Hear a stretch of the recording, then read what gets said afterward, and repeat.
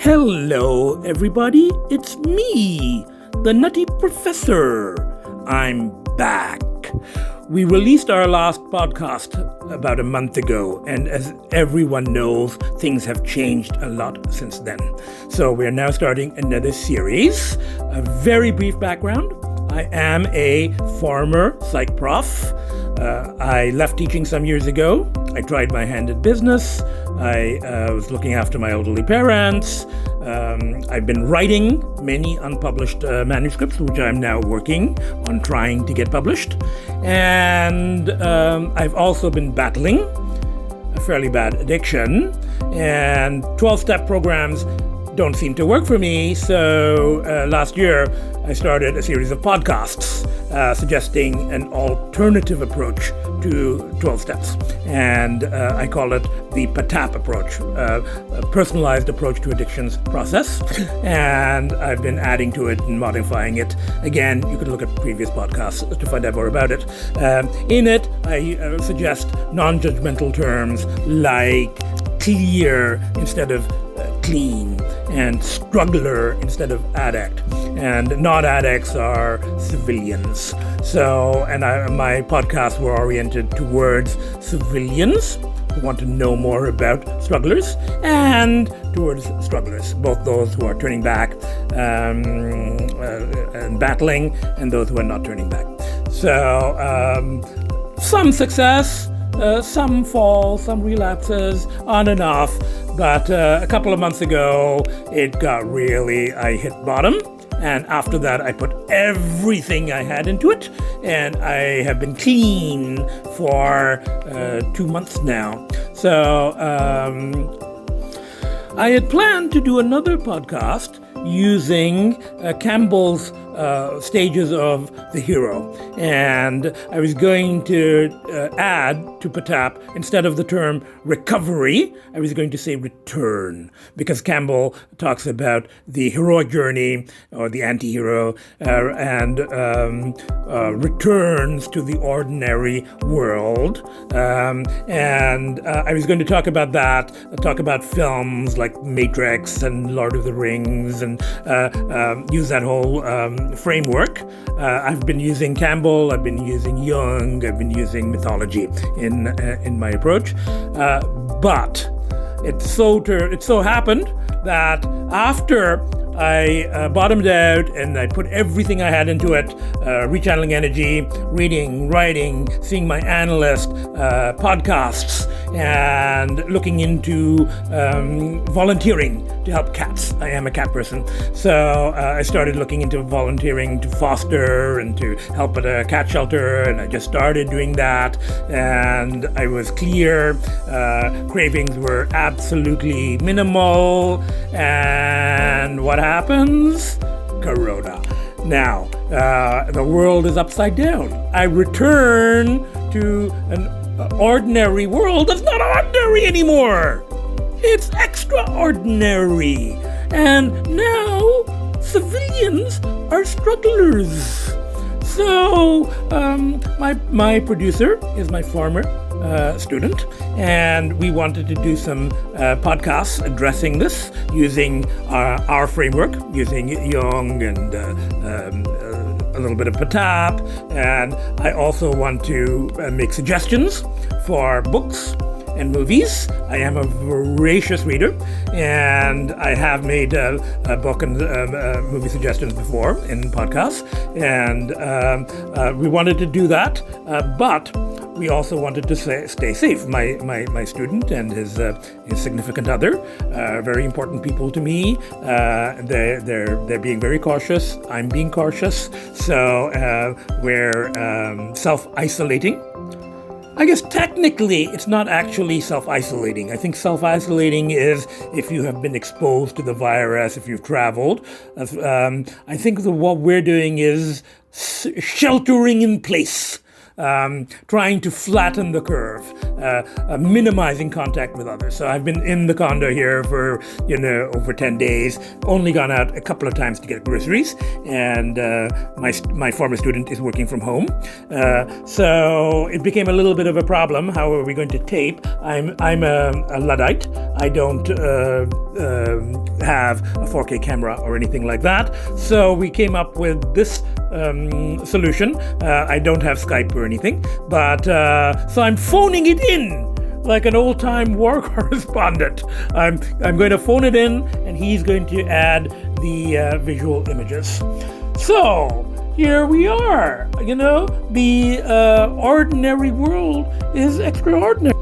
In a previous podcast, I talked about how I'm the Nutty Professor, and during a bad period, I was trying not to go further. And I talked about how the next step, which I probably went into, was to become a crazy professor. And then the next step after that was to turn into the psycho professor. And I managed to kind of pull back from the psycho.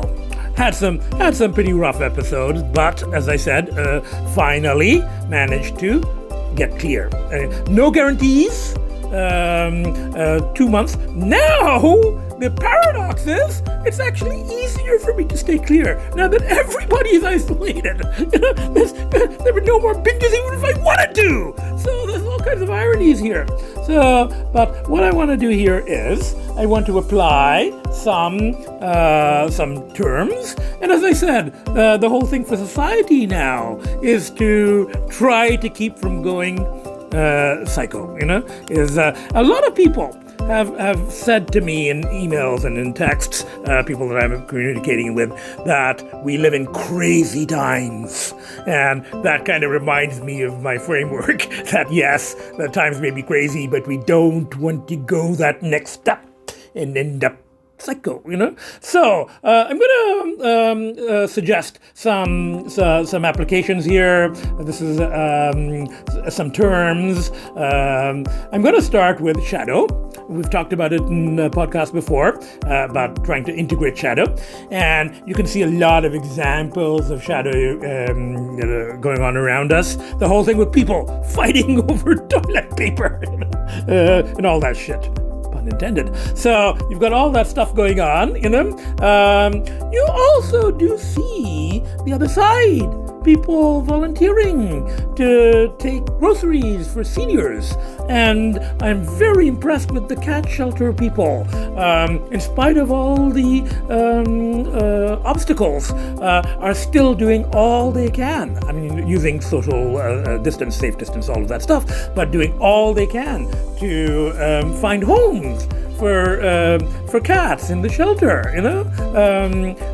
the cats haven't done anything wrong. They need to get, homes. And I actually just read an article online, I think from the States, where people are suggesting, fostering pets. I mean, to help the animals and also to help the people in isolation. So you've got some shadow stuff, you've got some other stuff going on. Okay, a couple of other terms that I want to deal with here. The term corona itself. Now, other podcasters have talked about this as well. How corona in Spanish actually means crown. And it's also used to refer to the sun. The old symbol, I think, of the sun looked a bit like, the symbol for corona. And it actually comes from what the molecule itself looks like. So that's just something to kind of note, the origin of the term corona. There's another term that's occurred to me that I haven't seen other people, address yet, and that is the term panic. Now, number one, it's called a pandemic. Number two, a lot of people have been saying that we have to be careful that the reaction to the virus, the panic, isn't as bad as the disease, or even worse. So the term panic is being used quite a bit. The term pandemic is being used a lot. And I wanted to look at the origin of the term. Of course, it comes from the great god Pan, the Greek god, one of the original Greek gods. He was a satyr, half human, half goat from the waist down. He used to he was kind of horny. He used to chase nymphs and stuff like that, and he was actually the god of the wild, and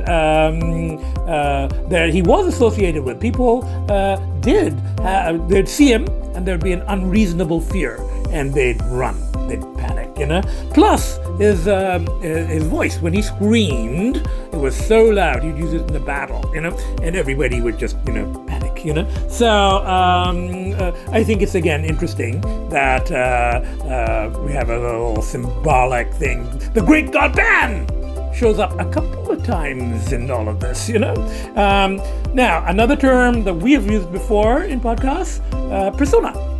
The Jungian term, what we show the world, and persona literally comes from mask. It was the mask that actors wore in Greek plays. But now we have a literal thing, people wearing masks. And there is some debate about how effective they are, and they may not be effective if they're not used properly, and so on. So there's all kinds of stuff, but masks are the real masks are a big thing now. Now, in terms of my first suggestions for reading material while in isolation, I'll actually remind you of suggestions that I made in the last podcast. I did talk about Albert Camus, one of the existentialist writers, and his book, The Plague, La Peste. It was written in the 1950s, and it's about an actual plague, but it works on many different levels. And other people have recommended this book as well. It's a little ironic. One of the metaphors intended in the book was that remember that Albert Camus was part of the French Resistance, and they'd been battling the Nazis, and this was right after all of that. And the plague also represented extreme right-wing ideology, the Nazis, and I've just thought it was kind of interesting that recently I saw one of these alt-right groups suggesting reading groups to read The Plague, possibly not realizing that originally the book was against any form of extreme ideology. I'd also recommended in that podcast other books by Camus, including L'étranger, The Stranger, and books by Jean-Paul Sartre, Nausea, La Nausée, and the Roads to Freedom trilogy. Anything by either of those writers, and I will have an entire podcast about existentialism coming up. I'm also going to suggest Love in the Time of Cholera by Gabriel Garcia Marquez, the South American writer, and it's a magical realism style. The title does give you an idea of what it's about. It's beautifully written, so I do recommend that if you haven't already read it. Hopefully these books can be got through Amazon or online. In a previous podcast, I had recommended some films, Blue Velvet, Gambler. Maybe you can take a look at that podcast. And recently, I saw, before the cinemas got closed down, I saw Weathering with You by Mikoto Shinkai, if you're interested in anime at all. He's the director who also did Your Name. Very, very good films, if they're available online or not. But I will dedicate an upcoming podcast entirely to films and suggestions. Now, there's one last thing I want to address, and that is, dealing with essential appointments. About a month ago, I'd made an appointment for my cat, Agitha, to have her annual booster shots and rabies and all of that, because she was due end of this month. So our appointment is actually for tomorrow. Fortunately, the appointment has not been cancelled. But there is a new protocol in place. The new protocol is that tomorrow morning, Agita and I are going to drive to the vets. She's going to be in her case. I'm going to take her out. I'm going to call when I get there.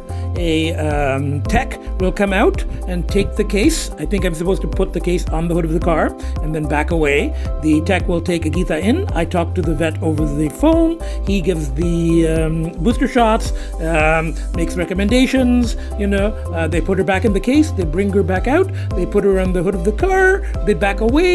I get Agita, get her into the car. We drive home to safety.